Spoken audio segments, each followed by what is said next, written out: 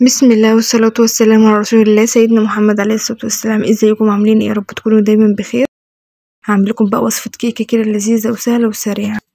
جبت بقى الخلاط، هحط كوباية الا ربع من الزيت وكوباية من السكر، كوباية وربع من هضربهم بقى لمدة دقيقة كده في الخلاط عشان السكر بتاعنا يدوب. بعد ما ضربتهم بقوم حاطة 3 بيضات يعني يكونوا برا التلاجة، وبعد كده اقوم راح حاطة معلقة كبيرة من الفانيليا، وبعد كده اقوم راح حاطة معلقة كبيرة من الخل، وامسكهم بقى اضربهم بقى ايه كويس في الخلاط. بعد كده بقى هحتاج لبن، جبت كوباية كده من اللبن الدافي وقمت رايحة برضه حطها في الخلاط، وقمت رايحة قعدت اضرب فيها لمدة 3 دقايق عشان كل حاجة كده تدوب مع بعض، السكر ما يبقاش فيه اي كتل، ما يبقاش فيه اي حاجة كده مش مضروبة.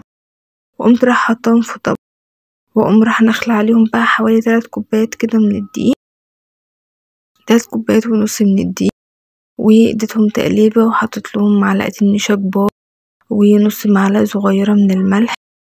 قلبت كل المكونات دي مع بعض وحطيت باكت من اللي هو الكيك.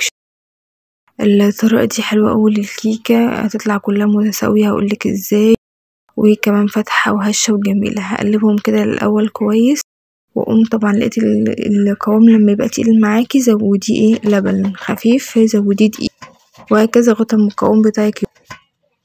جبت بقى صينية، يعني بحب الألمونيوم في الحاجات دي، وقمت رايحة دهنها دهنة زيت، وهنزل بقى بالخليط بتاعنا، هنزل بيها في الصينية، هتهزيها كده كام هزة عشان تبقى مستقيمة كده وحلوة. هجيب صينية تانية أكبر منها شوية، هحط كده فيها حبة مية عشان توزع الحرارة كويس في الكيكة، ما يبقاش حتة توطى منك حتة تعلى كده يعني. هحطها في الرف اللي في النص من الفرن، وهقوم مولعة عليها درجة الحرارة 170، وسبتها حوالي 45 دقيقة. زي ما انتوا شايفين كده فصلت من الجناب كلها نفس السوى.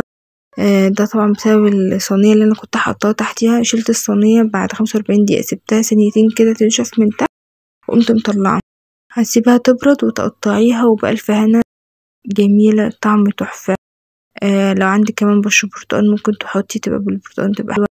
ما عندكيش بالفانيليا برضو كده حلوة، يعني الواحد عايز كل واحد صينية مش مكفية. في آخر الكلام أقول سبحان الله وبحمده، أشهد أن لا إله إلا أنت، أستغفرك وأتوب إليك. ما تنسوناش من الدعاء، والسلام عليكم ورحمة الله وبركاته.